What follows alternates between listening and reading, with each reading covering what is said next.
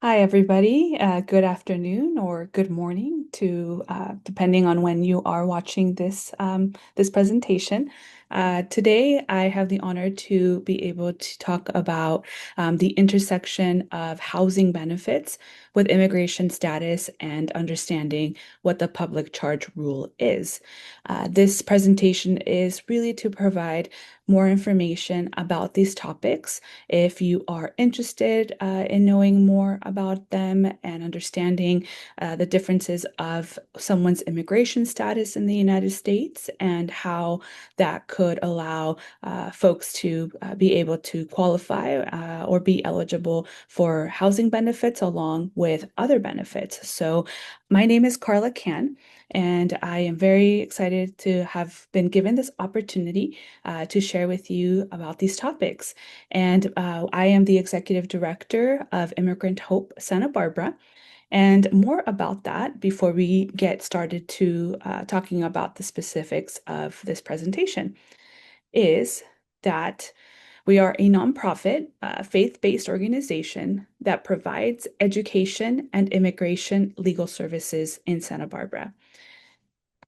Our mission and vision is to build relationships and share the hope of the gospel to those that come through our doors.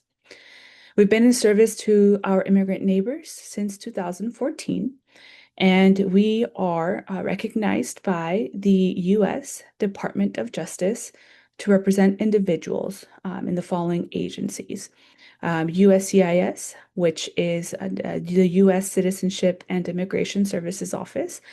They are the internal U.S. agency that reviews and adjudicates immigration benefits.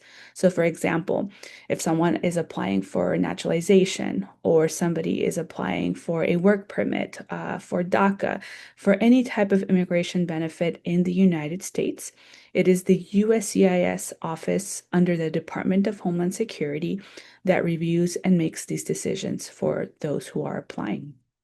And we also can represent people to the US Department of State agency.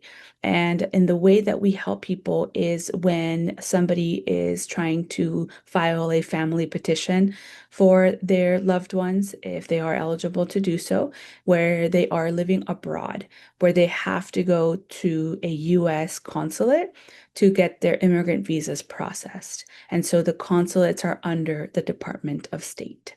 So we have been here in this community for over 10 years now, and it's really awesome to be able to help our community through our immigration services. But not only just that, we also provide an education program. And so going back before I start up on the education, the types of cases that we have been able to serve our community with has been helping people apply for naturalization to become US citizens. We helped people, and still to this day, with their green card renewals, or if they lost their green cards, helping them with the replacement process. We help with the adjustment of status process, which is where somebody either gets married to a citizen, has a son or daughter who's over 21, who's a citizen, and there's other family relatives where there's a process that allows the immigrant family member to apply in the United States to get their green card, their legal permanent resident status. So we help with that process as well. We help with DACA renewals, consular processing. So for folks who are abroad, trying to enter the country to be green card holders through a family petition. Various types of work authorization renewals, and definitely many more additional services. And they're not as common as these that you see on the screen, but we have offered other areas of services as well in our immigration program. Then our education program, right now, we offer classes for the driver's license. So for people who are looking for help in being able to pass the written exam with the DMV, which is a very important step leading to obtaining the driver's license.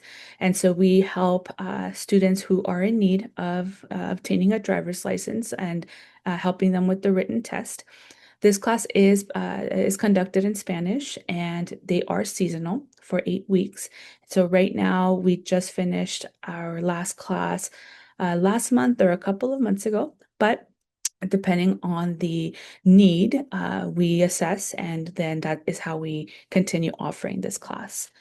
Then we also offer English civics class Mondays and Wednesdays from 6 to 8 p.m. These classes are all free. And this English civics class are for those who have to do the interview for their citizenship in English. And this is after you submit your application, or if you're just interested in knowing the types of information, questions that you need to get prepared for, then I highly encourage you to attend one of these classes if you are interested in applying for naturalization. Along with that, we also have a Spanish civics, and this is for people that are going to take the exam and are going to apply for citizenship, but they qualify to take their exam in Spanish. And so these classes are Thursdays from 6 to 8 p.m. And finally, we have our community engagement class that is offered Thursdays from 6 to 8 p.m. We call it El Puente, which stands for the bridge in Spanish. And so our offices and our education program are always busy throughout the week. Right now, it's really cool to see how our classes are definitely growing in size. We have more people interested in coming to all of these classes, and it's really a fun time to be able to see people in our community seeking these services. All right, so now these are the topics that I wanted to specifically lay out in this presentation. And again, this is something that either is applicable to those who are watching, or it's more of a resource and information that you could also pass along to others that you think or that you know that might benefit from this information. So in this presentation today, we are going to talk about just understanding the basics of knowing there are many, many types of immigration statuses in the United States. It's not just one or two, it is a multitude of them.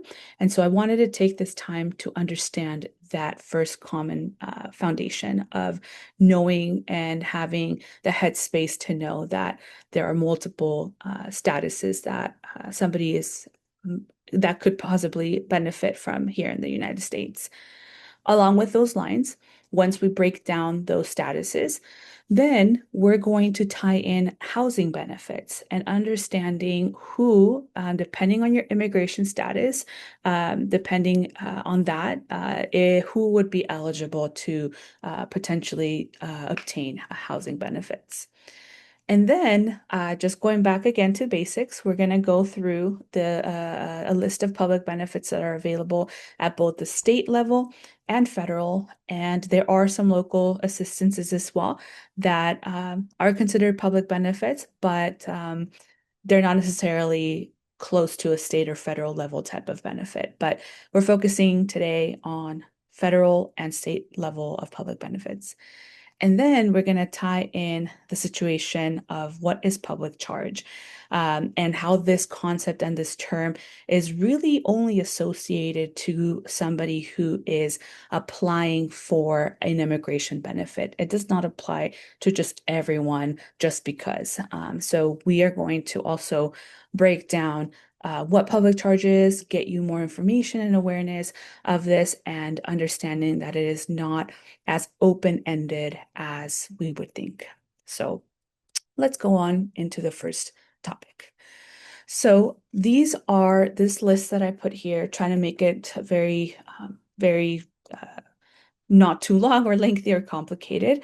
As you see here, these are just some examples of some of the immigration statuses that somebody can obtain in the United States. So the first one being a U.S. citizen. You either become a citizen through naturalization, you are born in the United States, which then makes you a citizen, or you could also obtain citizenship through parents. And that is more complicated, more complex, and our office can help and break that down in a case for someone.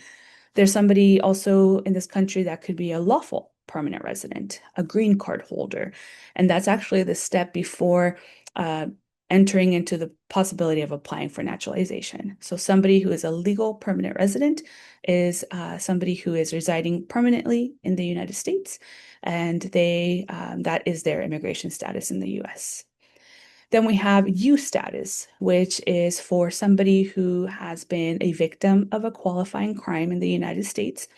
They are given this type of status and it is temporary, but it is an immigration status that could lead to being able to work, being able to obtain certain benefits. So that is what U status is. Then T status is for somebody who is found to have been victims of trafficking. It could be human trafficking, sex trafficking, labor trafficking.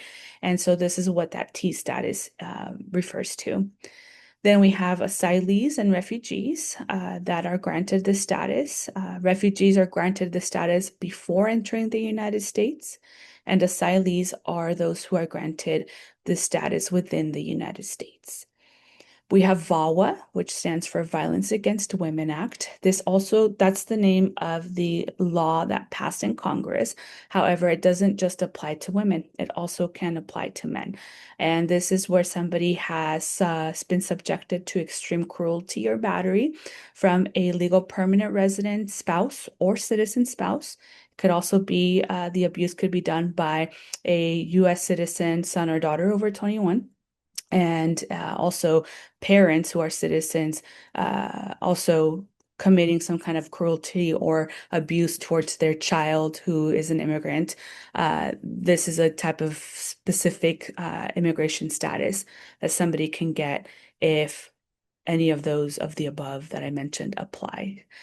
SIJS, SIJS, that stands for Special Immigrant Juvenile Status.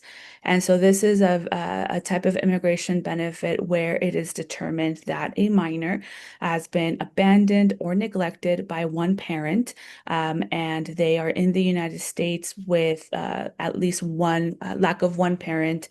It's a whole process involving even the local court, but eventually it would lead to an immigration status for that unaccompanied minor or that child, that then would potentially lead to a permanent status and then citizenship. And then we have the last two that are not very common, but Cuban Adjustment Act, very, very, very specific and unique. And then somebody who is a parolee who has been paroled into the United States. And these are just scratching the surface. There are way, way, way, way more types of immigration statuses. But the whole takeaway of this slide is to be able to show that it's not just a citizen or someone who is undocumented or somebody who is with status or without. There's multiple, it's just the complexities and alphabet soup of statuses for you to take away from this slide. All right.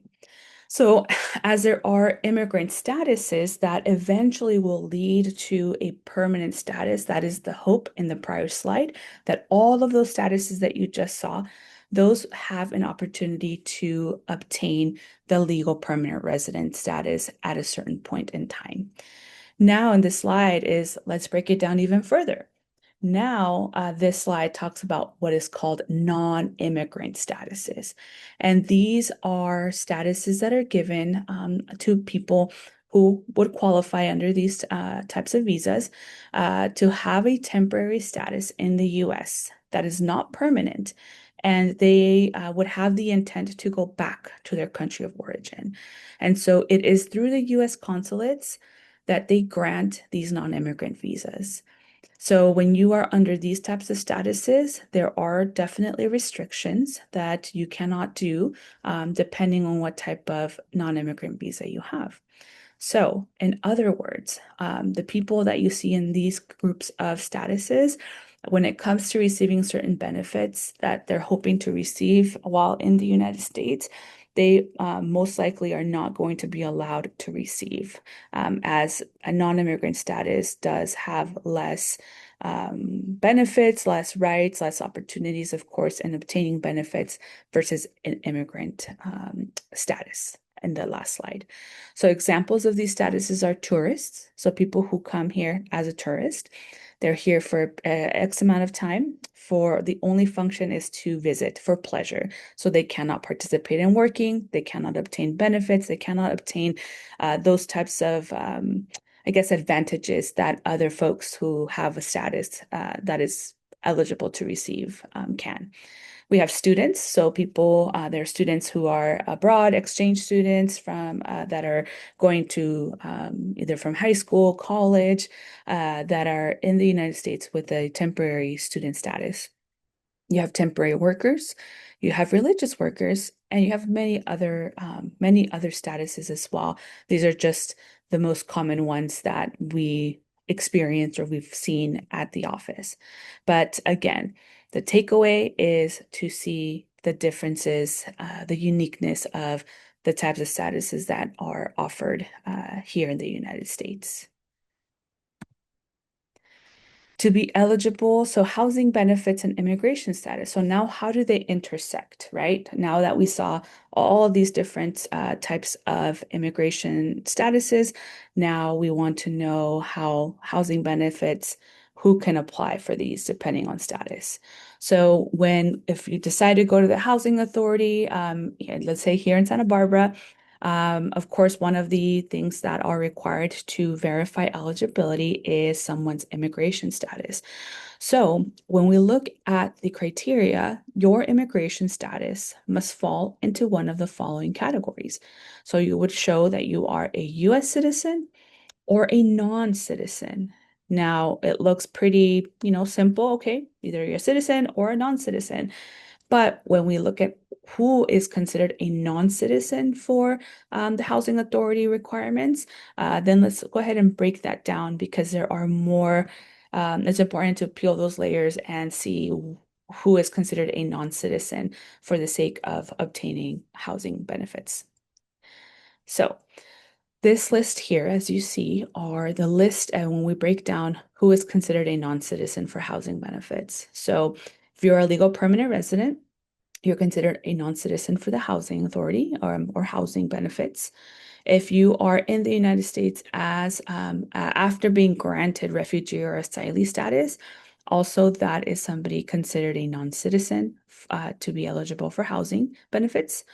Victims of crime and trafficking, so the U status, the T status individuals, and VAWA. So these are folks that, although they're not citizens of the United States, these types of non-citizen statuses would be considered eligible for them to, and that's, of course, immigration status is one of many more criteria that the housing department, our agency asks for, but it is important to know that it is needed. The status is important, detrimental to the list of requirements, amongst others. All right. So here, what you see here is that there are a list of benefits when we look at the state and federal level. So in the state, you have food stamps, Medi-Cal. That's in California. It's mostly known as Medicaid, alongside pretty much all around the United States. Housing, disability, and unemployment. So these are just some of the state benefits that just for you to understand the difference versus federal benefits. We have, and on the federal level, there are cash assistance programs available. So you have SSI, which is Social Security income, TANF, which stands for Temporary Assistance for Needy Families, benefits provided with institutionalization for long term, and then state or local general relief / assistance would be something where if it is cash assistance, where it's money coming from the federal level to obtain state or local assistance, that money is coming still from the federal agencies. So then, therefore, it is considered a federal benefit. So this is just so you get a glimpse of understanding the differences of types of benefits. So with that in mind, now let's go ahead and get into the world of public charge. Again, it's very specific, and you'll see why. So when we think of public charge, it was something that was definitely words that were thrown out a lot during the first Trump administration. There was a lot of movement in that area when it came to immigration policies around this test or this charge. So what this is that it looks at benefits received for the person applying for a green card through a family petition. And most immigrants who face a public charge test don't qualify for benefits that are counted in the public charge rule. The rule does not look at benefits used by family members, including children who are not applying for the green card. So, what this means is that this public charge test is only applied in the scenario that an immigrant is wanting to apply for a permanent residency status, which, in other words, is a green card. That is the only criteria, the only scenario that this public charge rule is applicable to. So if somebody is in the United States without status, if somebody is a US citizen, if somebody is already a legal permanent resident, this actually is not even applicable to folks in those statuses. And another key thing is the irony behind this that there is so much focus on the public charge rule and not to be a public charge. But in reality, somebody who's in the United States that does not have the appropriate status for obtaining benefits, they wouldn't even qualify to begin with. Because if you recall in the last slide, it was very stressed that having a status, a non-citizen status or US citizenship status, it is detrimental to be found eligible for benefits. But if you do not fall into any of those criteria of those types of statuses, then that person, the immigrant, has nothing to worry about because even if they wanted to apply, they wouldn't be eligible to do so. So that's one of the areas we want to always stress and highlight so people do not have to stress or worry when they don't have to. Okay. Now, if somebody's in this position where they want to apply for the green card, they just have to make sure that they don't have anything in terms of obtaining benefits that would be considered a public charge. And on this slide here, you see that these programs below, if the immigrant does in fact has received them before applying for their green card, these are the only programs that would qualify as being found ineligible for the green card because you would be deemed a public charge. So if the immigrant, for some miracle or reason, they end up getting Social Security income, TANF assistance, or general assistance or long-term institutionalization, then that candidate for a green card will no longer be a candidate because they would be found inadmissible or in violation of the immigration law, where then they wouldn't be eligible to get their green card. So it's only these specific programs and very, very case by case situation where somebody could be held in violation of being a public charge. Again, very specific. So that is the world of public charge. Again, very specific to a type of process that you might be going through with immigration, with USCIS. It does not apply to everybody.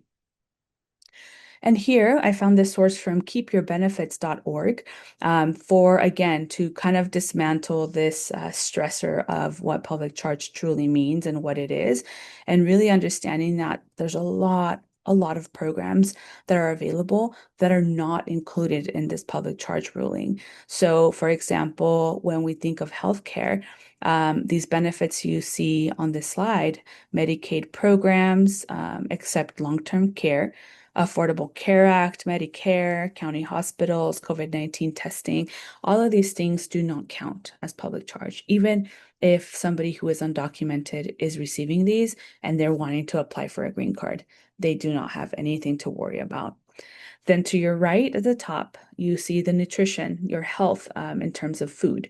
So if somebody gets SNAP, state-funded nutrition assistance, food pantry programs, child nutrition programs, WIC, school lunch and breakfast for children, these are also programs that are not going to be considered a public charge. And then housing, right? Living.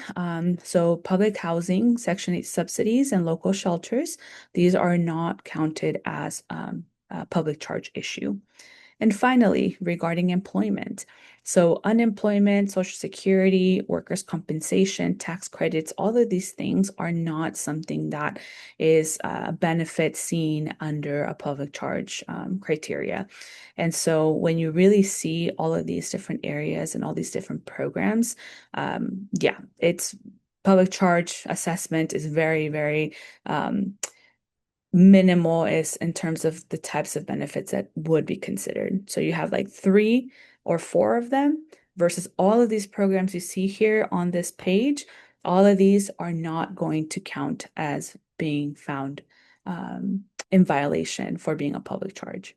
So my goal, I hope so, after this presentation is to really help understand that public charge is not as a heavy or stressor of a situation than most folks believe that it is. So I leave you with that.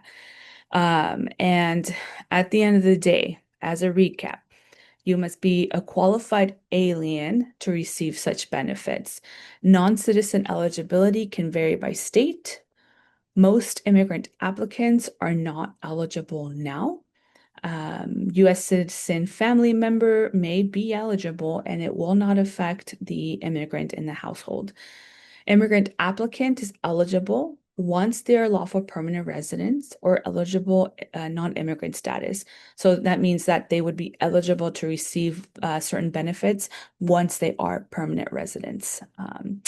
Majority of assistances and programs for public assistance, they have their own requirements for eligibility. So I did not tap into what all of their requirements are. I just tapped into the requirement on immigration status. Also, a lot of these programs, like federal assistance programs, at least have what is known as a 5-year bar, which pretty much means that if somebody is seeking benefits, then they would have to show that they've had a certain status for at least 5 years and 40 quarters of work. Again, this is just an example. I'm not saying all programs have certain requirements, but there are some that they have their own requirements in place before issuing benefits to somebody. So just leave with a question that most people end up having after we recap this about public charge. Does it count against the immigrant if someone in the household is receiving benefits? And so current or future receipt of benefits are not considered if a citizen child is receiving the benefits, if other family member that is not the immigrant applicant is receiving the benefit. If the applicant is exempt, there are some exemptions from public charge when receipt of benefit. If someone is enlisted in the armed services and they receive benefits, it will not count against the immigrant. The spouse or child of service member or children of U.S. citizen parent who will derive citizenship. So if you notice, if you have someone in your household that falls under any of these criteria where they do get public benefits, then at the end of the day, it has nothing to do with the immigrant who is hopefully eligible to apply for the green card at a certain time, either now or in the future.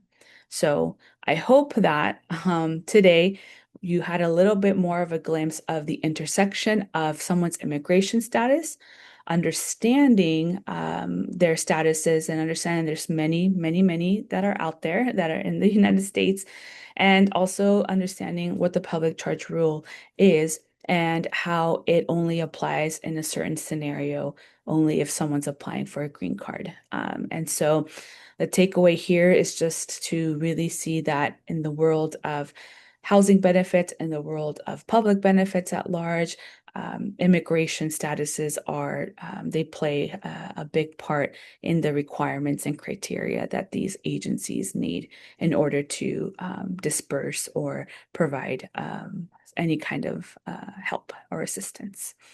So with that said, I believe I did the takeaways ahead of time. So I'll leave it there.